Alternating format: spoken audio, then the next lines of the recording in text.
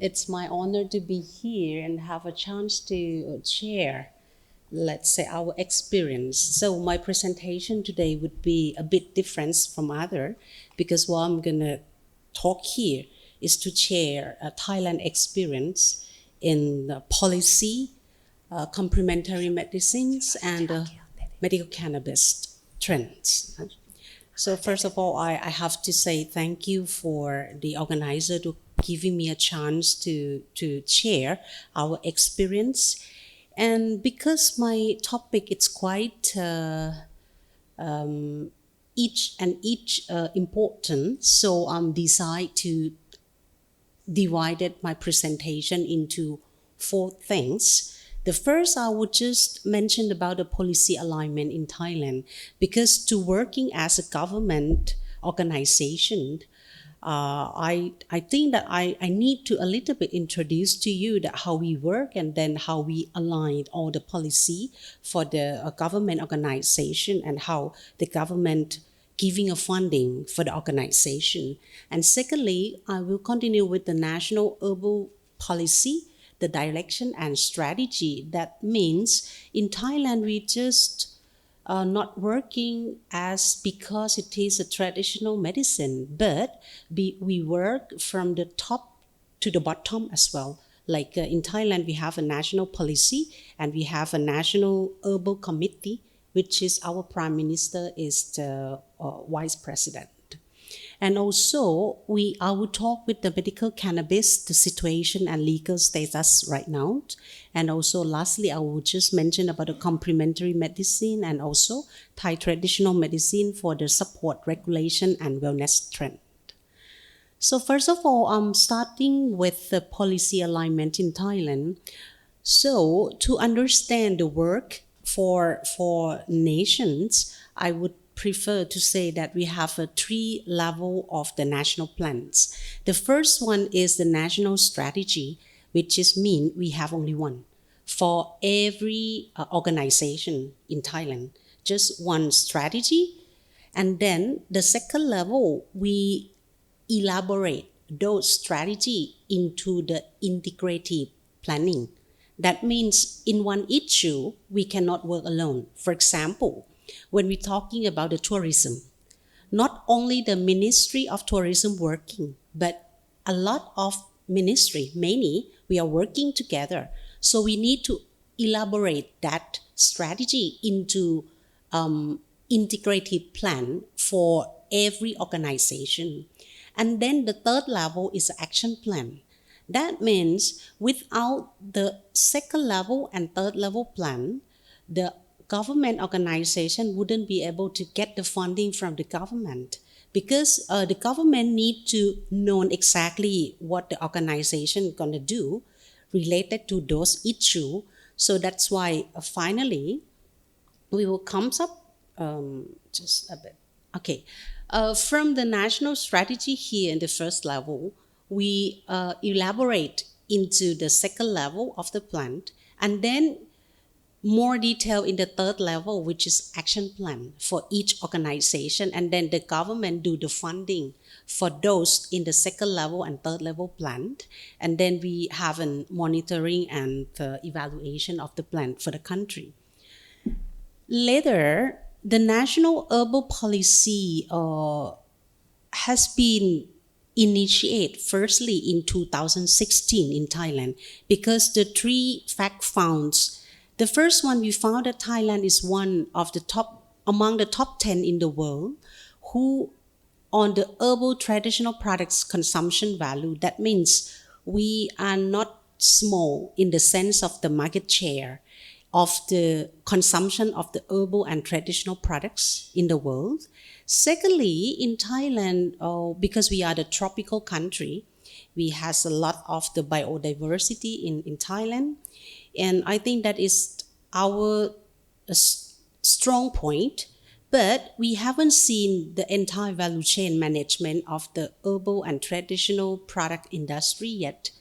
And last but not least, at that time, we found that our FDA licensing is very, let's say that it's too long to get the license. That is a big obstacle for the industry, because if you are the private sector and then you innovate something new to launch to the market, and if the FDA license take a very long time, so no one gonna invest for those products because you cannot get it in time. That's why later in 2007, because of these three facts found, so we launched the cabinet resolution in 2016 and developed the first master plan on Thai herbal development, the first time for 5 years. And we has the first time the National Herbal Policy Committee, which is our Prime Minister is a president. And also we has a plan to manage the entire value chain of the herbal industry in Thailand. And nowadays in year 2023, after in 2019 we launched the new acts, I would say that previously the herbal products, including the traditional medicine products, is using the drug acts in Thailand. That is very difficult, because with the drug acts, it's the way that you do the registration is different. So that's why in 2019 we separate the herbal product acts from drug acts. So now we have the herbal product acts in Thailand, and with this act, so we have a National Herbal Policy Committee in the second round as the law. Now it's not cabinet resolution anymore, but it's a law. And then we also have a plan, continuing plan to manage the entire value chain of the industry. So what is special in the Herbal Product Acts, I just would like to mention a little bit here that the first thing which is quite special in Thailand is because with this act, we create a National Herbal Policy Committee, which is the chairperson is a Prime Minister or the Deputy Prime Minister assigned by the Prime Minister. And with the deputy chairperson would be mainly with the Minister of the Public Health as the first deputy chairperson, and the Minister of the Agriculture and Cooperative as the second deputy chairperson. And with the secretary is my DG, our department, the Director General of the Department of Thai Traditional and Alternative Medicine. We have about 33 committees from different ministry and also the private organization. And with this one, we solve the problem of the entire value chain, how we manage the industry. And the second part, we have the Herbal Products Committee section, which is the chairperson is the permanent secretary of the Ministry of Public Health. We have about the 22 committee, and the secretary is the Thai FDA. So that means this committee will change the obstacle and change the regulation for the registration for the herbal products. And last but not least, this is something also special. We have a promotion for the business part that never have it before in Thailand. But because of this act, support the entrepreneur to do the industry. So that's why we have this section. And for this one, I wouldn't show you here, but you can follow it to the link here to see how we conclude the first round of our first 5 years plan and what is the result after those implementation. But this section now, I just would like to give you more an idea when I'm talking about like the global and herbal product markets. You can see here that we, Asia, are the biggest market, in fact. For the American and Europe, just only 20% and 20%, but we are nearly 60%. 58% here in Asia together and 1.5% in the Middle East and Africa together. And on the right hand side, you will see, I'm so sorry, this is not a USD, it's a million USD. It's quite huge difference. It's missing M, okay? But you see the top 10 herbal product market consumption. The first would be China. The second is the USA, Japan, and then you are here, South Korea. And we are here, about 8th rank. So just only Thailand and Korea, we are at least US market anyway. So, and then if we go for the next slide, you will see the herbal products market in Thailand. I just would like to show you that our growth rate during this of 10 years, we can say this about 8%. When compared with the growth rate of the global market is about 2 to 3%. And the top 5 herbal products with the highest market share, not much difference, but just in Thailand, the functional drink is come first, and the herbal product for cold and allergies is second, and then the dietary supplement and tropical analgesic and the digestive herbal products. This is what the market is right now. And I just also would like to show after the implementation of our plans, you can see the rising of the number of the consumption value in the country. But however, during these 2 years, we're facing with the COVID-19 is a bit drop, but now it's coming up. And this year, I think it's a bit bigger than what we have reached in 2019. And with the export and import, you also will see that it has been increased, both export and import. And here is the trend of the consumption value, which is the light orange here. It's like is not exactly number yet. It's just like a predictive value. But those the dark orange here, it's the real value, which is reported by the Euromonitor International. And so we still continue with the second National Herbal Action Plan for another 5 years from 2023, which is now, to 2028. So you can just go for it, and if you're interested, so we have it in English as well. So anyway, before I'm shift to the medical cannabis, my third topic, I just would like to say that according to the National Herbal Action Plan, we are working not only with the policy, but we have an area implementation. Also, we have an agenda implementation. One agenda implementation among those plans is about the herbal champions. That means, as I mentioned, that Thailand, we are a tropical country, and we do have a huge number of the botanical things. So if we not specify, it would be very difficult for us to work. So we just select top 3. That means 3 herbs ready to go. Means we have both the field, the farmer, we have industry, we have medicine, and we have research. So 3 of among them is, the first one is Andrographis paniculata. With this one, we has a lot of vast knowledge during the COVID-19 management in the country. And this one is our national medicine during those days. Okay, and the second is the curcuma longa or curcumin. This is the second one. And the third one is the camphilia, or we call easy is a black ginger or Thai ginseng. This one is also very interesting. And another 12 potential herbs that I think just the speaker before me talking about the ginger. And one among those is a ginger, and also the cannabis is here. Both the cannabis, hemp, and marijuana. Okay. And now I'm just getting to my third topic, which is related to the medical cannabis situation and legal status. So this is a timeline of how the cannabis legalization in Thailand. I will start with in 1656. That is, we found the literature is authentic. Traditional books indicated that we traditionally used cannabis as our medicine, and in those days, no.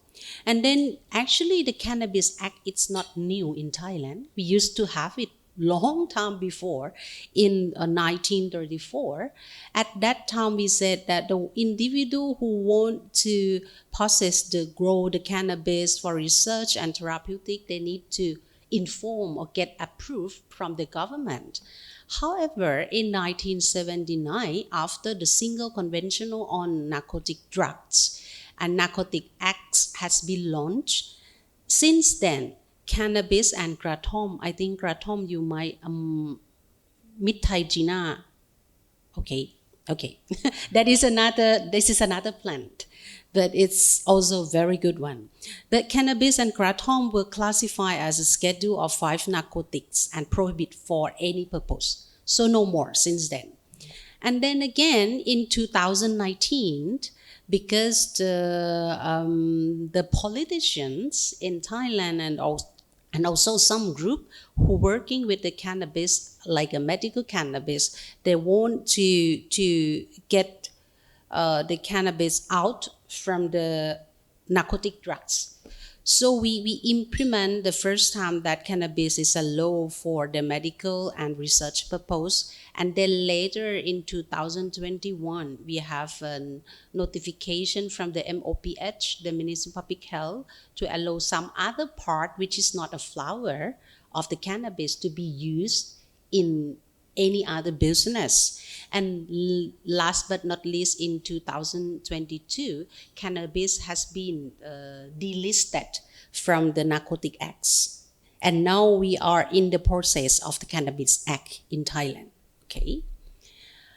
So, since 2019, MORI department, the Department for Traditional and Alternative Medicine, or we call DTAM, has conducted a variety of the activities for the medical purpose.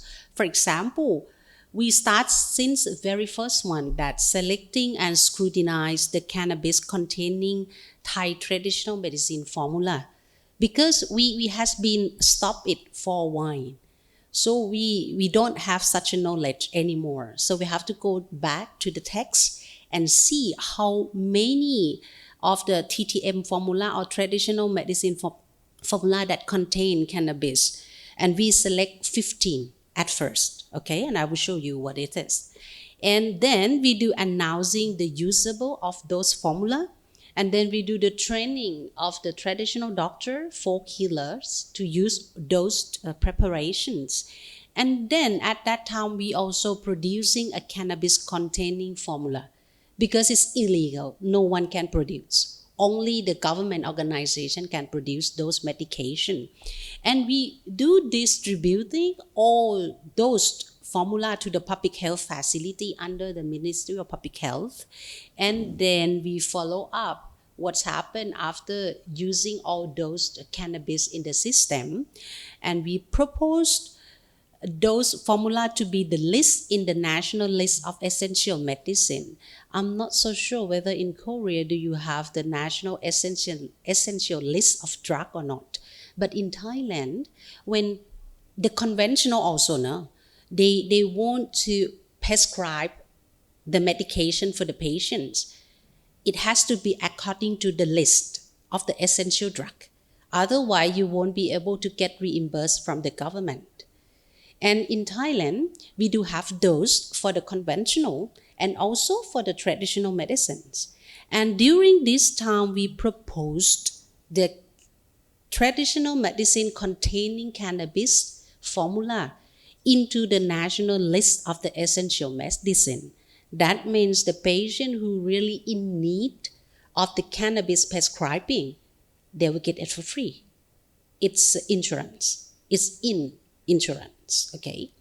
And then we developing the Thai herbal preparation pharmacopoeia to do the standardization and blah, blah, okay?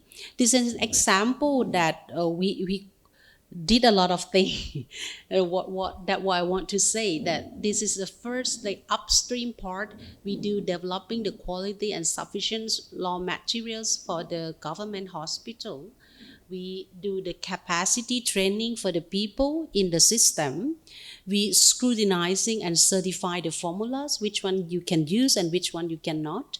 And also, we do the knowledge management. That means after the prescription, we have a system that collecting the data back from the one who prescribed throughout the country. And for the midstream, we also do support the production of the formula to meet the demand. We develop the guideline or GCP, that the guideline for the practitioner who can use or who cannot use, and which kind of patient can use those medication.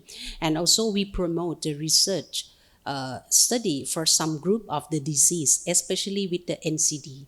And nowadays, I think we still have one of the big cancer research using the medical cannabis going on now in Thailand.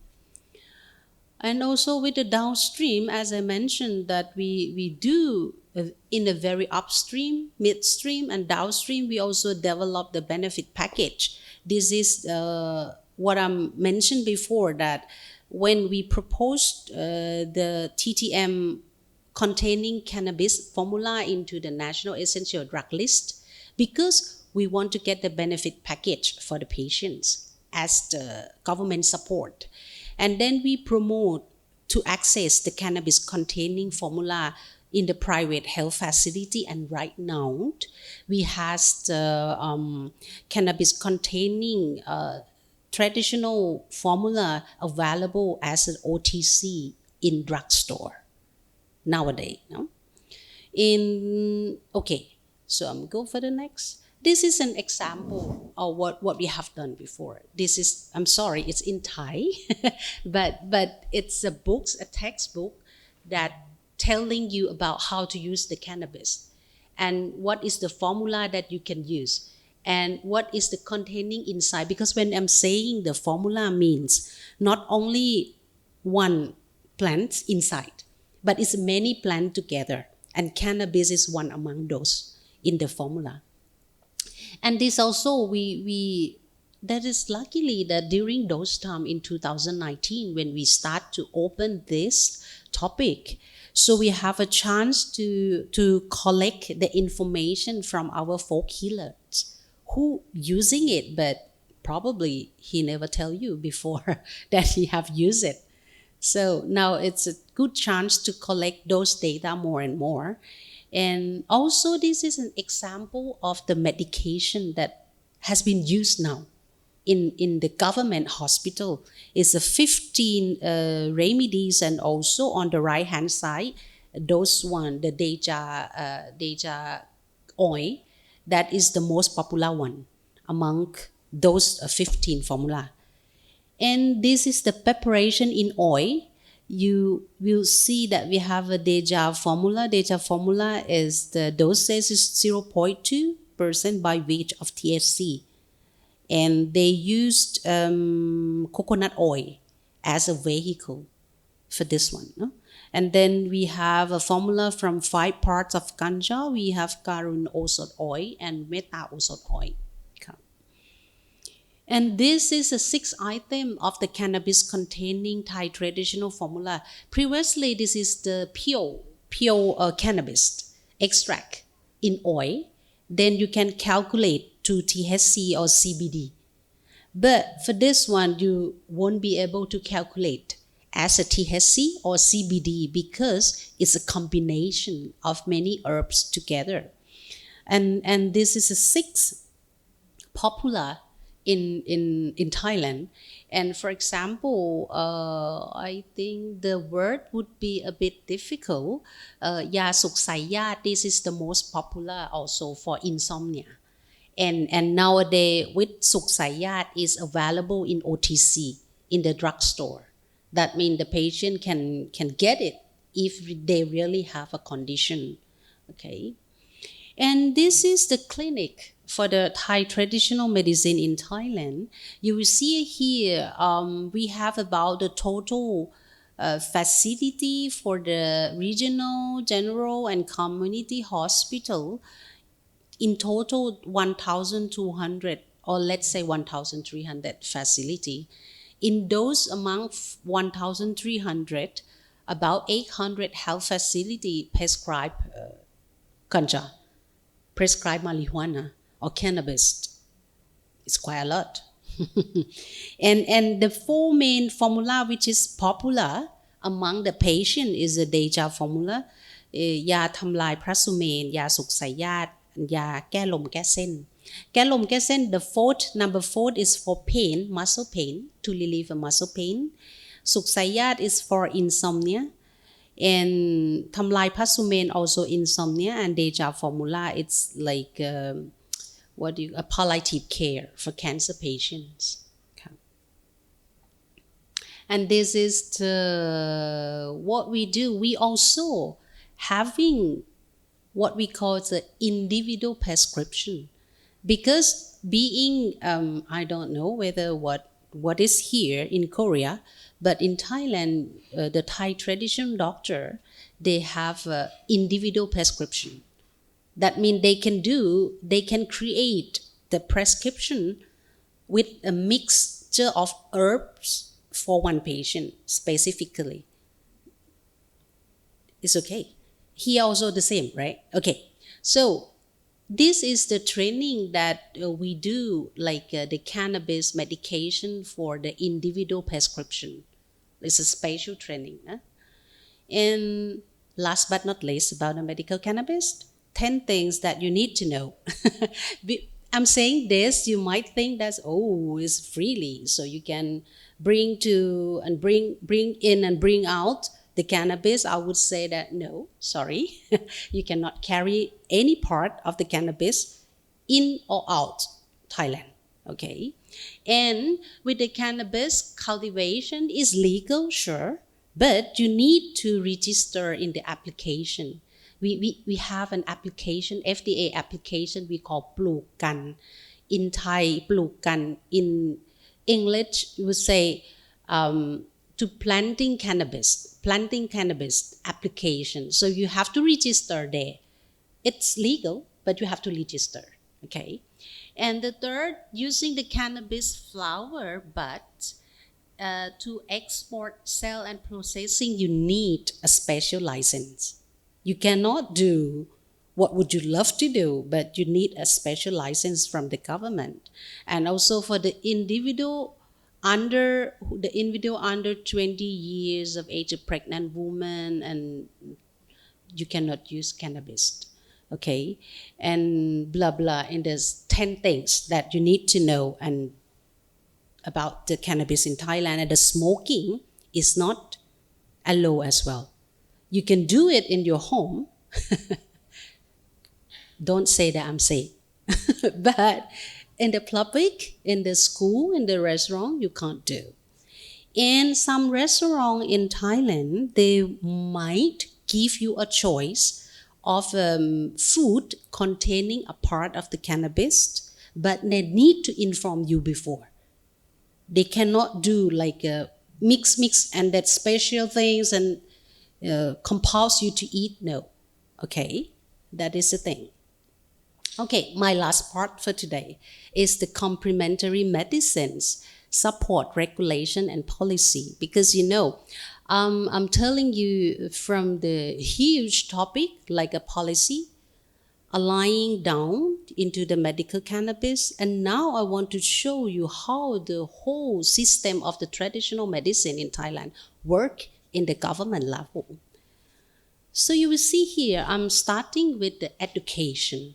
Because without the education, we wouldn't be able to know whom to regulate. Okay, so I'm start with the regulation. You see it as a column. The first one, the law and regulate the traditional and Chinese medicine profession. In Thailand, I can say that for the Thai traditional medicine, the traditional Chinese medicine, and the chiropractors, now we do have a regulation and profession act to control. This is legal. The other than 3 things is not legal yet. Okay, but if you are a medical doctor, you can practice until and unless you prove that you have a certification of those education from anywhere in the world. Because once the patient sue or the patient asking, you can show them that you have it. Okay. And then we have regulation and acts, especially for Thai traditional medicine, and we have a general practice of art act for the traditional Chinese medicine and chiropractor. And the education system, we have the full education for Thai traditional medicine for sure. You have a bachelor, master, and doctor degree. But with the traditional Chinese medicine, we have a bachelor and master degree in Thailand. And the other, with the chiropractic, we don't have any education available in Thailand. Only the people who are Thai and they graduate from America and they come back to Thailand and they pass the license so they can practice in Thailand. And the other would be another option of the training degree. And so the second slide, I'm showing you the service in healthcare system. That means, because as I mentioned to you that in Thailand, the big services for the public is the Ministry of Public Health. We do have around 12,000 health facility throughout the country.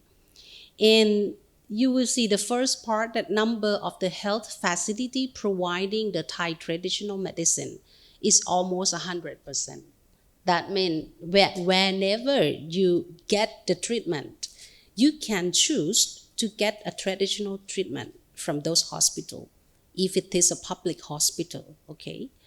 And also, the second part, I'm showing you the OPD visit.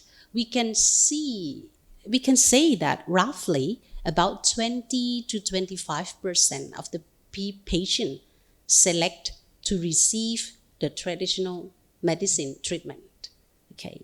And the third part is the value of the herbal medicine prescription in OPD. It's not much. It's around 1 or 1,200 million Thai baht.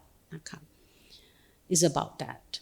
But the size of the market is about, as I mentioned earlier, that is a 50,000 million Thai baht. So only prescribed in the public sector is only 1,200.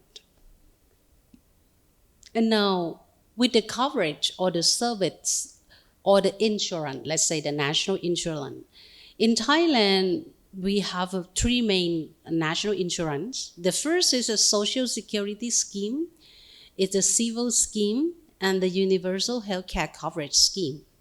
These three schemes pay for the traditional medicine. More or less, we pay. Okay? And we have number of the herbal medicine in the essential list that I mentioned to you, that if the doctor want to prescribe, it has to be in the list. Otherwise, they cannot reimburse. We have about 100 list of the herbal medicine in the national drug list. And more than that, because Thai traditional medicine is our own treasure, our own wisdom, so the government put on top payment for the hospital to giving you normally in the universal healthcare coverage in Thailand, the government will pay as a lump sum. For example, 10,000 won per aid a year, for example. No? But this is very small for you, no? But just an example of number. For example, like a 10,000 won a year per capita. But if those hospitals provide the traditional service, the Thai traditional service, they will add more, another 5,000 won for those head. That means the hospital earn more from the traditional treatment. And then the hospital will use those money for develop or whatever they like to put a better service, a better quality, okay? And this is the example of the model. Okay.